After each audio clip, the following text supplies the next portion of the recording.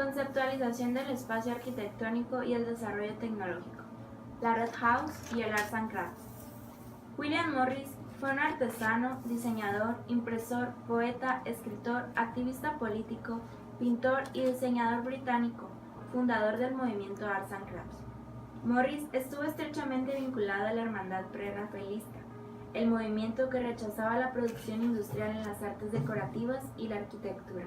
Propugnaba un retorno a la artesanía medieval, considerando que los artesanos merecían el rango de artistas. El movimiento de artes y oficios pretendía volver a la manufactura artesanal contrastada con la producción industrial de la época y así hacer llegar la cultura a las áreas menos pudientes de la sociedad. William Morris tuvo sin lugar a dudas una gran influencia histórica en las artes visuales y en el diseño industrial del siglo XIX. La Red House, en Bexley Heath, al suroeste de Londres, Inglaterra, fue la primera obra arquitectónica del grupo Arts and Crafts. Esta vivienda unifamiliar fue proyectada en 1859 por el arquitecto Philip Webb en colaboración con el poeta y artista William Morris, quien fue un principal inspirador de este movimiento y el primer propietario como regalo de bodas para su esposa Jane Bolton. Fue revolucionaria por su abierta utilización del ladrillo rojo y su sólida construcción.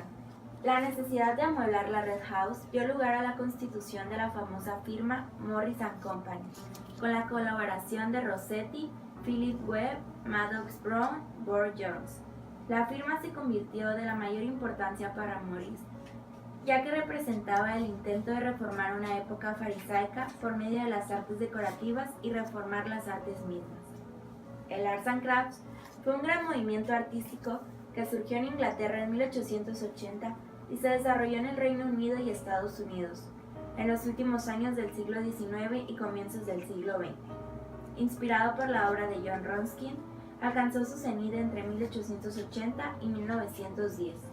Entre las ideas más características del Arts and Crafts se encuentran principios filosóficos, éticos y políticos tanto como estéticos.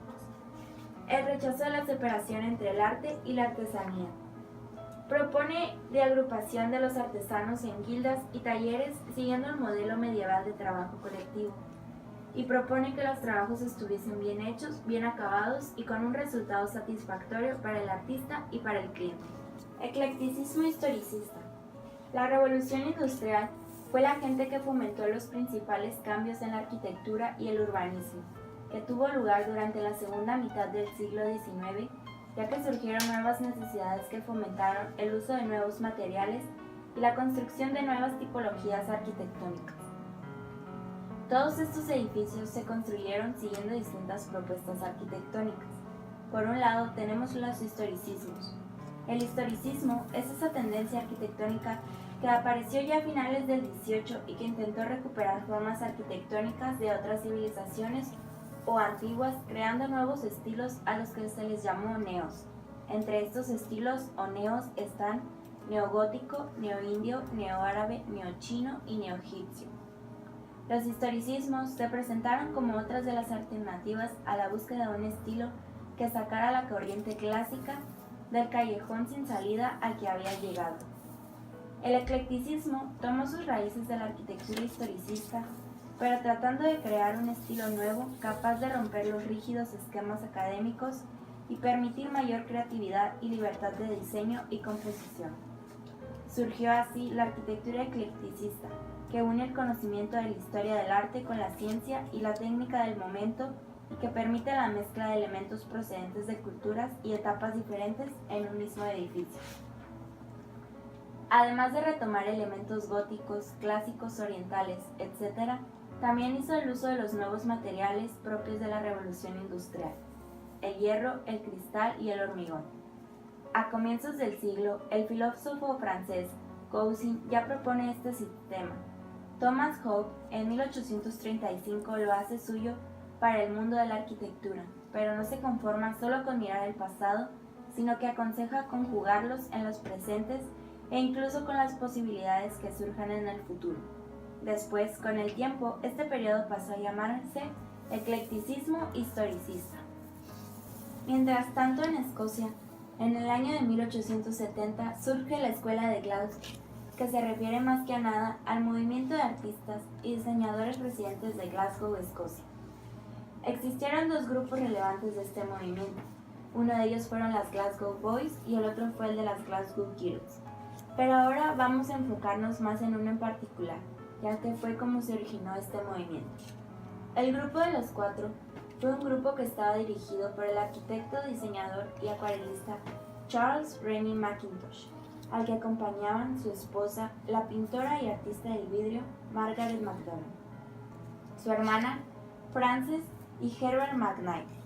Estos solían tener reuniones para hablar sobre el entrenamiento que recibían en la Escuela de Artes de Glasgow para ser profesoras y hablar asimismo sobre críticas de arte y técnicas de expresión.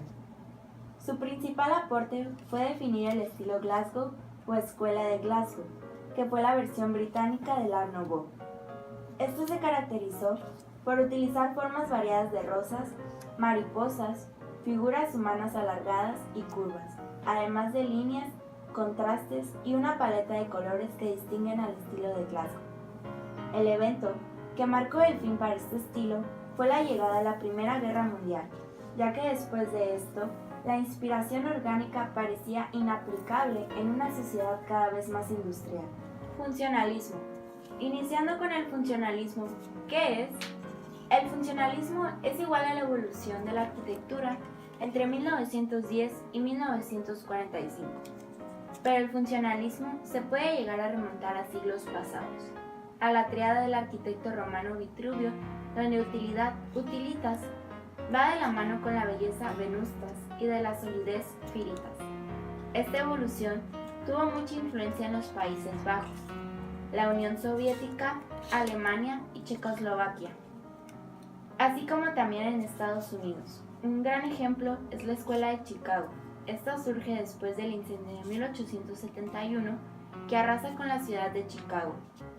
Esta se transformó en un ejemplo de modernidad arquitectónica en los Estados Unidos, gracias a la labor de un grupo de arquitectos que introducen orden, belleza y funcionalismo en sus nuevas construcciones. Uno de ellos es Louis Sullivan, que popularizó el lema "La forma sigue la función", para recoger su creencia de que el tamaño de un edificio, la masa, la distribución del espacio y otras características deben decidirse solamente por la función de este. Esto implica que si se satisfacen los aspectos funcionales, la belleza arquitectónica surgirá de forma natural. Este lema es un principio de diseño funcionalista asociado a la arquitectura y diseño moderno del siglo XX. El principio es que la forma de un edificio u objeto debiera estar basada primordialmente en su función o finalidad. Dagmar Adler era un arquitecto e ingeniero civil que con su socio Louis Sullivan diseñó muchos edificios, entre los que se encuentran el Chicago Stock Exchange Building y el Auditorium Building. La firma de Adler y Sullivan era instrumental en reedificar Chicago después del gran incendio de la ciudad y era el líder en la Escuela de Arquitectura de Chicago. Cabe mencionar que él también fue maestro de Frank Lloyd Wright. Art Nouveau. El Art Nouveau fue un movimiento artístico internacional que se produjo a finales del siglo XIX y principios del siglo XX, que buscaba la autenticidad evitando las corrientes clásicas y luchando contra el historicismo. Sin embargo, el movimiento es una emulación de ideologías y postulados que se fueron desarrollando como antecesores del Arts and Crafts, inspirados en las teorías de William Morris, donde se debía proponer un repertorio estilístico sin referencias a ninguna época anterior. El Art Nouveau recurría a líneas sinuosas y composiciones asimétricas. Los motivos más frecuentes eran flores, hojas y la figura femenina, al igual que se aplicó al diseño de interiores, joyas, vidrio, cerámica, etc. La primera obra del Art Nouveau fue una portada publicada en 1883 de un libro sobre iglesias urbanas hecha por Arthur Marmotto, teniendo como inspiración artistas prerrafaelistas. Sin embargo, en esa época, los diseñadores eran considerados menos importantes que los tipógrafos e ilustradores de libros, pero se sorprendieron con un joven que tenía un estilo propio basado íntegramente en la decoración. Aunque este estilo no se dio solo en la pintura hasta su oficialización como arte ornamental debido a sus creadores Louis Sullivan en Chicago y Victor Horta. Aunque Sullivan solo hizo diseños que se mantuvieron en privado y Horta hizo pública su integración e ideología. El Art Nouveau se presenta por primera vez en Bélgica con la Casa Kassel, proyectada por el arquitecto Victor Horta en 1893, diseñada por elementos orgánicos que emanan la naturaleza desde una famosa escalera, a través de altos tallos, pintando las paredes, formados por mosaicos en el piso y curvaturas en el hierro. Otro ejemplo importante del Art Nouveau en arquitectura es la Casa Batlló en Barcelona y el Metro en París.